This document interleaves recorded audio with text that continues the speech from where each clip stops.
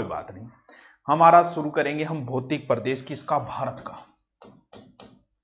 भारत का भौतिक प्रदेश, ठीक है, यानी भारत के भू आकृतिक क्षेत्र। देखो समझेंगे इस टॉपिक को, पहले देखो ये अपना भारत है,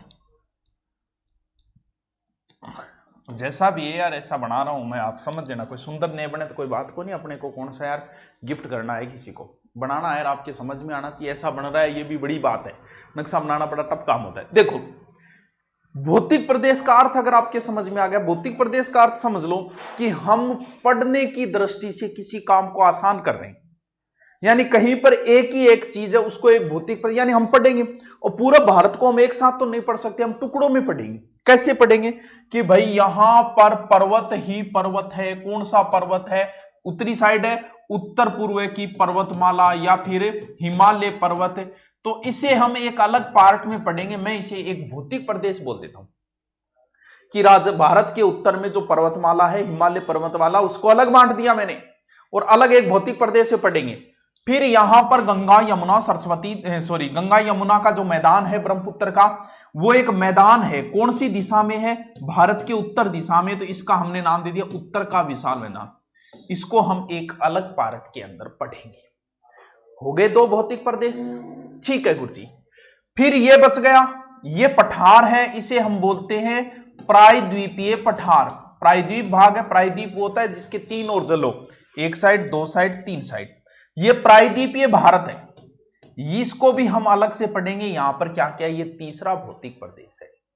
वाह, कोई रटने की जरूरत ही नहीं है गुरुजी, बिल्कुल। इसके बाद में हमने क्या किया, यहां पर मरुस्थल है, इस मरुस्थल को हम अलग से पढ़ेंगे, कौन से, राजस्थान के मरुस्थल को, ये लो जी चौथा भौतिक प्रदेश। फिर ये तट है, ये देखो यहां पर बहुत सारी पहाड़ियां वगैरह है, इसे बोला जाता है तटीय मैदान, तटीय मैदान, इसे हम अलग भौतिक प्रदेश में पढ़ेंगे, पांचवा। और फिर ये द्वीप भी तो है, इनको भी तो हम अलग से पढ़ेंगे, सबसे बड़ा द्वीप और छोटा द्वीप और ये और वो सारी चीजें, ये हो गए द्वीप, जो कौन सा भौतिक प्रदेश है, छठा। यानी भारत को मुख्यतः 6 भौतिक प्रदेशों में बांटा गया। अब आपकी किताब में 5 भी हो सकता है, आपकी किताब में 4 भी हो सकता है, 4 तो नहीं है होंगे, 5 दिए में मिल जाते हैं। एक मिनट आवरो, एक मिनट साइलेंट कर लिया, फिर बीच में घड़ी घंटी बाज जा, कॉपीराइट आ जाए फिर बिना मतलब। देखो देखो मरुस्थल को कई बार उत्तरी मैदान के तहत पढ़ लिया जाता है, कई बार तटीय मैदान, यानी मैं जो बता रहा हूं वो बता रहा हूं एनसीईआरटी की 11वीं क्लास का दूसरा अध्याय, उसमें 6 दे रखे हैं, तो हम 6 ही पढ़ेंगे, 6 को अलग अलग पढ़ेंगे। अब आप ये मत कहना सर आपकी गाइड में 5 दे रखे हैं, हो सकता है वो भी सही है, लेकिन मुख्यतः भारत के एनसीईआरटी के अनुसार भारत के 6 भौतिक प्रदेश है।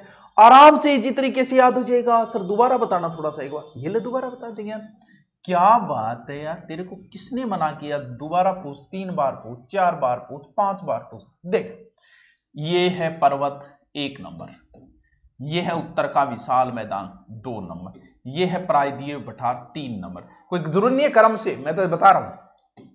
ये 4 नंबर है अपना मरुस्थल, ये 5 नंबर है तटीय मैदान, ये 6 नंबर है द्वीप। ये 6 भौतिक प्रदेश। अब हम एक एक भौतिक प्रदेश को उठाएंगे, एक एक हम पढ़ेंगे, आराम से उठाएंगे, आराम से पढ़ेंगे, क्योंकि हर काम हम आराम से करेंगे। चलो जल्दबाजी शैतानों का काम है, हमारा नहीं है। चलो अब हम सबसे पहले जो पढ़ेंगे वो पढ़ेंगे कौन सा, उत्तर का मैदान। कौन सा भाग हो गया, यानी ये क्षेत्र पढ़ेंगे। इधर सिंधु नदी भी मैदान, क्योंकि नदियां ही बनाती है मैदान, सिंधु नदी बनाती है, फिर आ जाती है गंगा, फिर आ जाती है इधर से ब्रह्मपुत्र। ये लो जी, इसके बीच का ये भाग है, इसका मतलब यहां तो जल ही जल है, यानी उत्तर का मैदान मुख्यतः 3 नदियों द्वारा बना गया है, सिंधु नदी, गंगा नदी, ब्रह्मपुत्र नदी। इसका पूरा क्षेत्रफल लगभग 7 लाख वर्ग किलोमीटर है, 7 लाख वर्ग किलोमीटर। पूर्व से पश्चिम लगभग लंबाई इसकी 3200 किलोमीटर, बहुत लंबाई के अंदर है। अब जल है तो गहराई भी हो सकती है 1000 से 2000 किलोमीटर, नहीं मीटर, 1000 2000 है, कोई जरूरी को नहीं है इतना ही कौन पूछी जाए। 1000 से 2000 लगभग मीटर गहराई के अंदर है, ठीक है। अब इस मैदान को भी कई भागों में बांटा गया, ठीक है। यानी देखो ये हिमालय है, पहले वैसे हिमालय को पढ़ना चाहिए लेकिन हमने मैदान को पढ़ लिया, कोई बात नहीं यार, क्या फर्क पड़ता है, इतो तो कंप्रोमाइज बोलेगी वो करी सको है। चलो आपनो अब के पढ़ना है, कॉलर से को नहीं बेटा, आखिरी कॉलर से, सॉरी हिमालय, हिमालय के किस साइड में, दक्षिणी साइड में मैदान है। अब इस मैदान का भी एक क्रम है, यहां पर लास्ट जो पहाड़ियां हिमालय की वो है शिवालिक। हिमालय और अरावली में अंतर है, अरावली को तो हमने ऐसे 3 भागों में काटा, हिमालय ऐसे है 1 श्रेणी 2 श्रेणी 3 श्रेणी ऐसे, जिसे हम हिमालय के अंदर पढ़ेंगे। ये जो लास्ट श्रेणी है दक्षिणी दक्षिणी दक्षिणी हिमालय की, उसका नाम है शिवालिक श्रेणी, ठीक है। यानी जो भी नदियां आएगी हिमालय से वो लास्ट में कहां उतरेगी, शिवालिक, और शिवालिक के बाद में जैसे ही वो नदी आई, मान लो मैं इसे एक नदी को लेके चल रहा हूं एक बार, गंगा को, जैसे ही ये नदी आई, नदी आते ही ये किस में उतरी, मैदान में। तो नदियां पहाड़ों से उतरी है, तो उतरते ही सबसे पहले नदी के भाग को क्या बोला जाता है, फिर थोड़ा सा आगे जाएगी उस नदी को क्या बोला जाएगा, फिर यहां पश्चिमी बंगाल तक जाएगी तो नदी को क्या बोला जाएगा, इसको समझो, वो एकदम इजी है। सबसे पहले नदी आई, नदी बोली समंदर से, सबसे पहले नदी आई, आ गई, आते ही ऊपर भयंकर स्पीड से आई होगी, या फिर अभी तक वो पहाड़ों के अंदर थी शिवालिक पहाड़ियों में, फिर वो इन्होंने पहली बार मैदान को टच किया, स्पर्श किया। तो नदी ऊपर से जब आ रही है तो ऊपर से आएगी तो कंकड़ पत्थर कन्फर्म लेके आएगी, तो कंकड़ पत्थर अपनी लाकर यहां मैदान में सबसे पहले वाले भाग में यही बिछा देगी। इस क्षेत्र को बोला जाता है बच्चों भाबर। अब भाबर लिख दो, भाबर लिख दो, जो भी, यानी सबसे पहले नदियां यहां उतरी, इस क्षेत्र को भाबर बोलते हैं, जो 8 से 10 किलोमीटर तक चौड़ी पट्टी है एक तरीके की। अब यहां पर कंकड़ पत्थर बड़े बड़े ले आती है नदियां, अब नदियां यहां लुप्त हो जाती है, छुप जाती है, क्यों, क्योंकि नदी तो कंकड़ पत्थरों के अंदर रह गई, कंकड़ पत्थर ज्यादा लेके आई तो नदियां कंकड़ पत्थरों के अंदर से बहती रहती है, यानी एक तरीके से नदी यहां पर लुप्त सी हो जाती है, दिखती नहीं है। यह क्षेत्र जो है वो सिंधु से तीस्ता के बीच का है लगभग, जलोढ़ पंख भी बना लेते। अब आपसे पूछ ले कि सिंचाई, भाई सिंचाई कृषि तो कैसे होगी, क्योंकि कंकड़ पत्थर ज्यादा है, तो एक तरीके से कृषि के लिए उपयोगी नहीं। अब उन कंकड़ पत्थरों को छूते छूते अंदर से बहते बहते नदी बाहर आ जाएगी, आनी है नदी है वो तो यहां पर पहुंची, जहां बाहर पहुंची वहां नदी तिरती हुई सी लग गई, तो उस क्षेत्र को बोला जाता है क्या, तराई, यानी भाबर के जस्ट दक्षिण में है, जो 10 से 20 किलोमीटर चौड़ाई। यहां पर नदियां दिख जाती है, प्रकट हो जाती है, यानी उत्तर के विशाल मैदान के कुछ पार्ट हैं।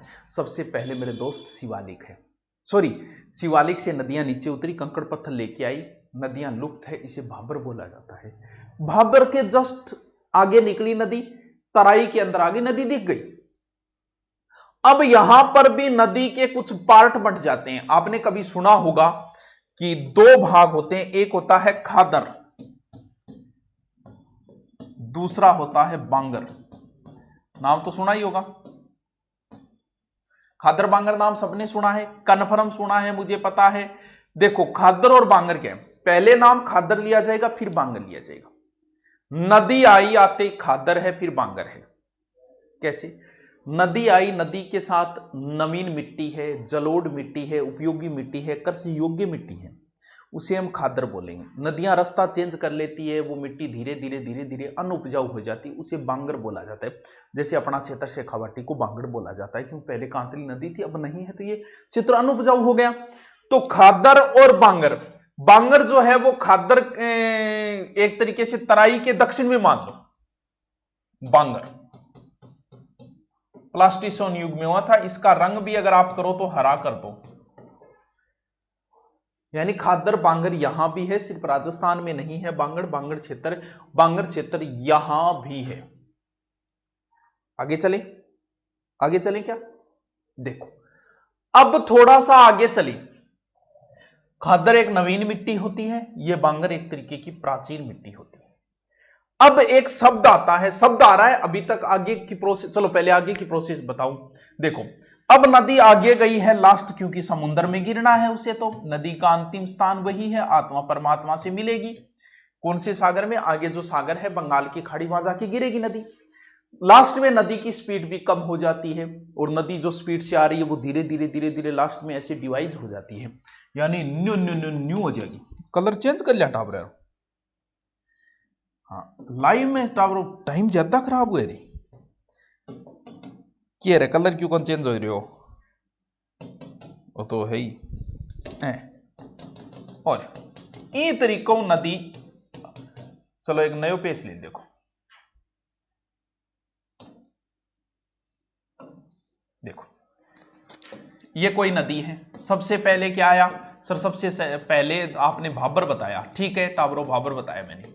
भाबर से नदी निकली, किसके अंदर गई? तैरने लग गई, तराई के अंदर गई, और तराई में खादर बांगर वगैरह। फिर नदी आगे जाके लास्ट में नदी इस तरीके से स्पीड कम हो जाती है, बहुत दूरी तक ऐसे नदी फैल जाती है, यानी नदी लास्ट में ऐसे हो जाती है।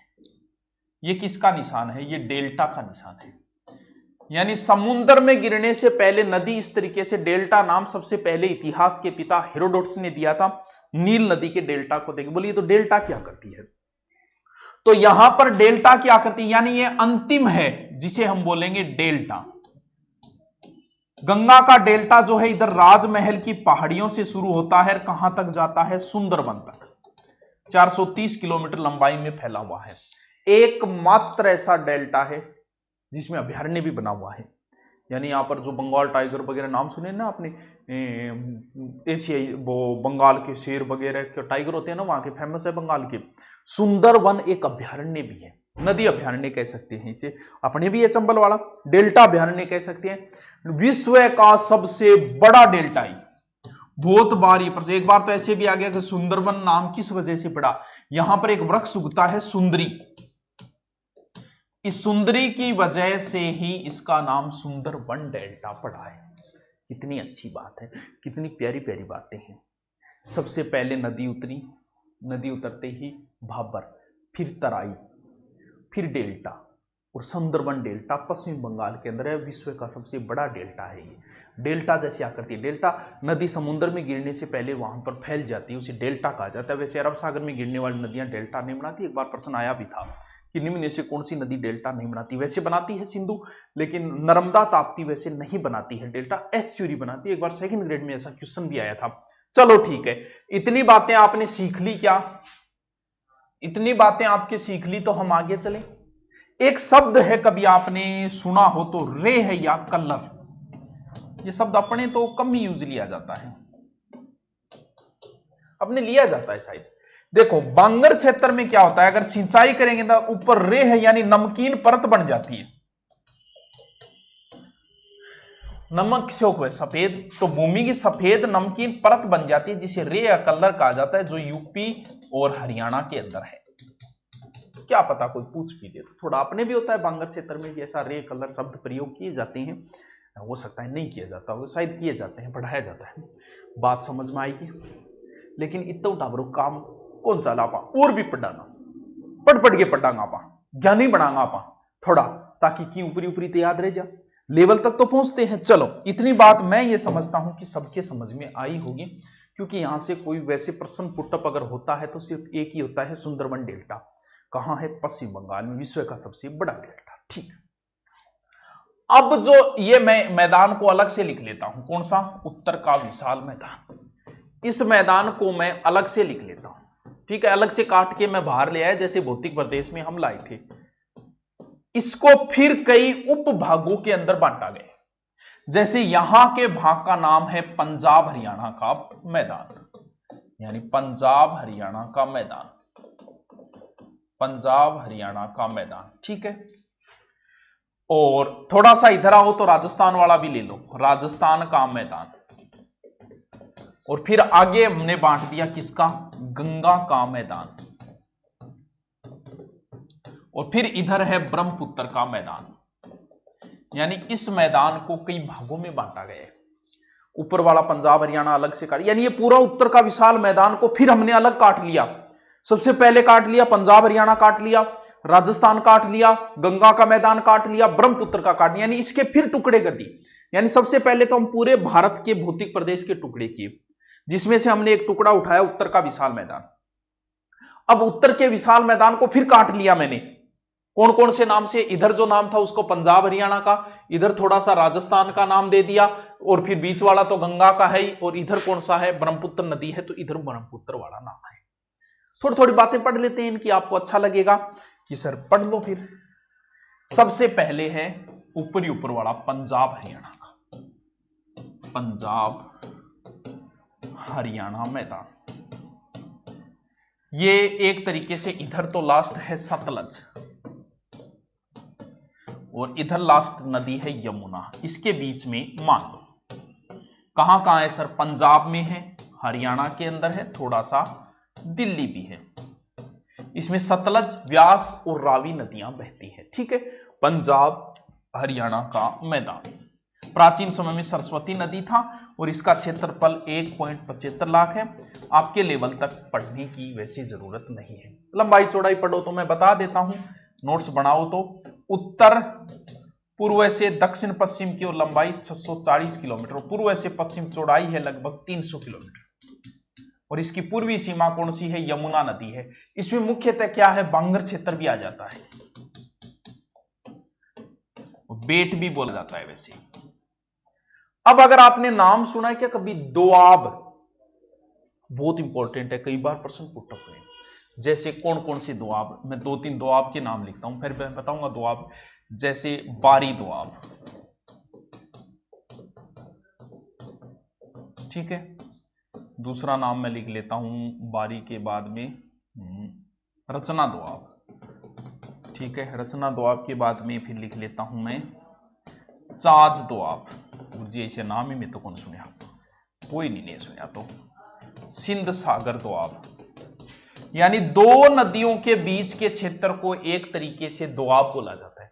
पूछ भी लेते हैं, जैसे बारी दोआब है तो ये व्यास और रावी के बीच में है, तो पूछ भी लेते हैं व्यास और रावी के मध्य के दोआब को क्या बोला जाता है। बै को वै पढ़ लेना, यानी बै नहीं वै व्यास, रै से रावी, याद रह जाएगा आराम से। ठीक है, दूसरा कौन सा है, रचना दोआब, ये रावी और चिनाब के बीच में, हम इन शब्दों में से निकाल देंगे, रै से रावी, चै से चिनाब। चाज दोआब, चाज दोआब है चिनाब, हम नदियों में दोबारा पढ़ेंगे इनको, और झेलम के बीच में, चै से चिनाब, जैर जय एक ही बात है, जय मतलब झेलम के बीच में। सिंध सागर दोआब ये है झेलम और चिनाब के बीच में, झेलम और चिनाब के बीच में।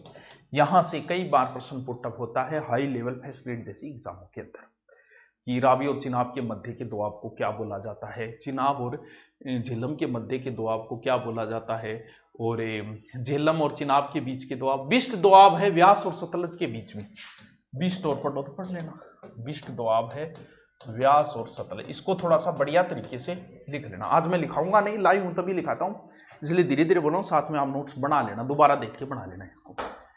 ठीक है, वीडियो पड़ा है आपके पास, दोबारा देख के बना लेना, लिखवा नहीं रहा हूं इसलिए। यानी पहला, सबसे पहला कौन सा हो गया, मैं पीछे वाले पेज पे चलता हूं। सबसे यानी इस मैदान को हमने बांटा, सबसे पहले पंजाब हरियाणा में बांटा, फिर राजस्थान वाला, ये 1.75 लाख में, इसके बारे में ज्यादा पढ़ने की जरूरत नहीं, इसे खारे पानी की झीलें है अरावली के पश्चिम में, क्योंकि हम राजस्थान से, तो यहां से आपका प्रश्न कोई गलत नहीं होगा, इसलिए इसको मैं नहीं बताता हूं। फिर आगे कौन सा है, गंगा का मैदान, क्योंकि हम राजस्थान में इसे पढ़ चुके हैं। यह है मुख्यतः एक तो यूपी, उत्तर की ओर बिहार, और लास्ट में पश्चिम बंगाल। 3.57 लाख वर्ग किलोमीटर फैला। बिल क्या बोला मेरे, बिल, बिल मान लो, बिल है जगह पानी भर रहे, यानी कई पुराने क्षेत्र नदियां में और प्रवाह मार्ग में पानी भर जाए, बिल बोले भी क्षेत्र में, बिल, हमारे यहां नहीं बोले जाते ये शब्द बिल, थोड़ा सा ध्यान रखना, इसी क्षेत्र के अंदर बिल भी है। अब इस मैदान, ये तो बहुत बड़ा मैदान हो गया सर। हाँ मुन्ना, बहुत बड़ा मैदान हो गया, तो बड़ा है, इधर हो गया यूपी, इधर हो गया बिहार, और लास्ट फैला हुआ है पश्चिम बंगाल तक। गुरुजी ये तो बहुत बड़ा हो गया, बिल्कुल मुना इन और टुकड़ा कर लिया गेला है।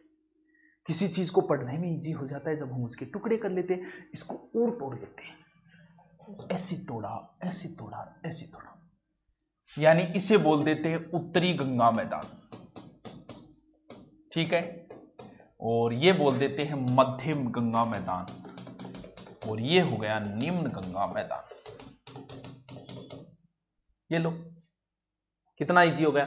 इधर वाला उत्तरी, उत्तरी में अगर बात करें तो इधर लास्ट तो शिवालिक पहाड़ियां है, ठीक है। इधर लास्ट यमुना है, सबको पता है। लास्ट में इधर आ जाता है प्रायद्वीपीय भारत। इसमें जैसे यमुना नदी है, गंगा नदी है, रामगंगा नदी है, शारदा नदी है, घाघरा नदियां आदि कई नदियां हैं, ठीक है। यह है मध्य का भाग, जिसमें आ जाता है इधर वाला तो यूपी आ जाता है, और थोड़ा सा उत्तरी बिहार आ जाता है। इलाहाबाद फैजाबाद से शुरू होता है वैसे ये मैदान, इलाहाबाद फैजाबाद से। नदियां मार्ग बदले, अट्ठे की नदियां सौ ज्यादा मार्ग बदले यहां वाली, और जिसके लिए फेमस तो है कोसी, जिसे बिहार का शोक कहा जाता है। ये बीच वाला क्षेत्र है, सबसे ज्यादा उपजाऊ भी यही है, गोखरू जिले वगैरह भी यहां बनती है। फिर है निम्न गंगा मैदान, जो हो जाता है मुख्य रूप से पश्चिम बंगाल के अंदर। पूरा पश्चिम बंगाल आता है, एक लास्ट पश्चिम बंगाल का एक जिला है पुरुलिया, पुरुलिया नाम से, उसको छोड़ के बाकी लगभग पश्चिम बंगाल आ जाता है, जिसमें मुख्य रूप से अपना डेल्टा है। इसका निर्माण जो हुआ था वो हुआ था प्लीस्टोसीन युग के अंदर। कि कौन समझ में आ रहा था? इतना टफ तो बता ही नहीं रहा हूं। वैसे आपको बता दो, भौतिक प्रदेश में सबसे ज्यादा क्वेश्चन जो आते हैं वो हिमालय के ज्यादा आते हैं, समझ में बड़ा टफ आता है। इससे तो ज्यादा से ज्यादा सुंदरवन वगैरह एक दो चीजें हैं प्रश्न पूछने लायक, बाकी बहुत ही कम प्रश्न पूछे जाते हैं। दोबारा आओ, देखो क्या क्या बताया मैंने आपको। यार इतना इजी तरीके से बता दिया फिर भी नहीं आ रहा है। सबसे पहले हमने उत्तर का विशाल मैदान लिया, ठीक है। शिवालिक के बाद में भाबर है, तराई है और डेल्टा है, बस एकदम इजी, भाबर तराई डेल्टा, भाबर तराई डेल्टा। फिर पंजाब हरियाणा का मैदान, राजस्थान का मैदान, गंगा का मैदान, एक बच गया कौन सा? ये ब्रह्मपुत्र का मैदान, ब्रह्मपुत्र का मैदान, या फिर इसे बोलते हैं असम घाटी। ये मेघालय के पठार से लेके हिमालय के बीच में है, चौड़ाई लगभग इसकी 80 किलोमीटर है। इस नदी के बीच कुछ द्वीप भी बन गए, जैसे मांजुली द्वीप है। नदी द्वीप कैसे बनाती है? विश्व का सबसे बड़ा नदी द्वीप है मांजुली द्वीप, जिसका जिक्र हम ब्रह्मपुत्र नदी के अंदर पढ़ेंगे, यहां पढ़ने की जरूरत नहीं, क्योंकि ये सारी बातें हमारी नदियों के अंदर भी आएगी। यानी हमारा भौतिक प्रदेश चल रहा है, भारत का भौतिक प्रदेश कंप्लीट होती है आपकी, लगभग भारत की ज्योग्राफी हो जाती है। उसके बाद में फिर जलवायु, नदियां, बहुत इजी टॉपिक, आगे के टॉपिक बड़े इजी है। मैंने कोशिश की है आज उत्तर का विशाल मैदान मैंने पूर्णतः डिटेल बता दिया है, इससे ज्यादा मुझे नहीं लगता कि आपको मिलेगा, क्योंकि आपके लेवल के हिसाब से जो भी लेवल है मैंने पूरा बता दिया है। कितना याद रहा वो आप जानो, आप कमेंट करोगे तो पता चलेगा कितना याद रहा। आगे का हम टॉपिक कर लेंगे, ठीक है। ओके, शाम को हमारा टेस्ट भी है। Okay, thank you.